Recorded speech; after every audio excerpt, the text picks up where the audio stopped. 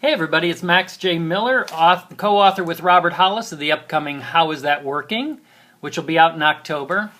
I'm going to do another two-parter today and tomorrow, and it's a couple of pieces out of the introduction that I think will shed some light on a little bit of the context of when we're publishing this book and what's going on in our world.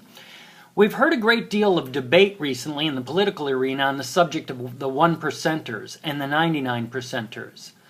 I don't engage in the debate because the way this discussion has been framed can never lead to anything productive or insightful. It's based on a snapshot. At a particular moment in time, 1% of the population possesses 99% of the world's wealth. This snapshot fails to tell the story that really matters to those among the 99%ers who desire to migrate towards the land of the 1%ers. They want to hear the story of how the 99%ers made that journey up the economic ladder. And this is in Robert's voice, but he says, "That's my story." And though I don't engage in the political debate around this so-called issue, I don't shy away from telling my Horatio Alger story either. In fact, when people ask me how I went from rags to riches, I love to get in their heads a bit. Have you ever heard those pyramid-shaped marketing companies that promote products through everyday people, I ask? They nod or acknowledge that they have. I ask, have you ever heard that the guy at the top makes all the money? They sometimes nod with a look of surprise or concern, and then I say, with a big grin, "I'm that guy!" That's my best Robert impersonation. Sorry, Robert. Not too long ago, rags to riches stories like mine played an integral part in the character of the American dream.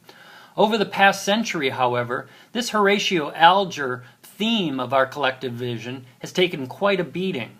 Hollywood has repeatedly featured business leaders as inherently corrupt and evil in films like Citizen Kane, Wall Street, Broadcast News, The Firm, Greed, Silkwood, and Erin Brockovich.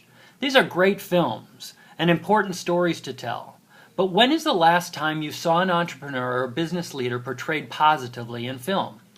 News reports of business tend to follow the same pattern, focusing on the scandals and stories of shameless greed and corruption. From the robber barons of the industrial age to Bernie Madoff to the leaders of Enron and Exxon and BP with regards to oil spills, and the financial services company of this decade that almost drove us into a new financial depression, no doubt many rich and powerful persons have earned the distrust and disdain of the 99%ers. And yet, while the general public maintains a cynical view of the leaders of business and the corporate establishment, we have a tremendous admiration for that rare individual such as Steve Jobs, Warren Buffett, Bill Gates, or Richard Branson, who builds an empire from scratch by virtue of creativity, vision, and tenacity. The stories of these extraordinary entrepreneurs inspire us and spark our imagination. Yet while many of us may fantasize about winding up atop a huge business empire, very few of us ever venture out on the entrepreneurial path.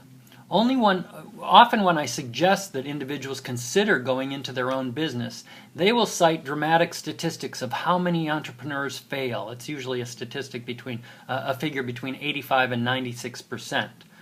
But for some strange reason, the same logic doesn't apply and doesn't stop the masses from buying lottery tickets, which are almost guaranteed not to yield a return.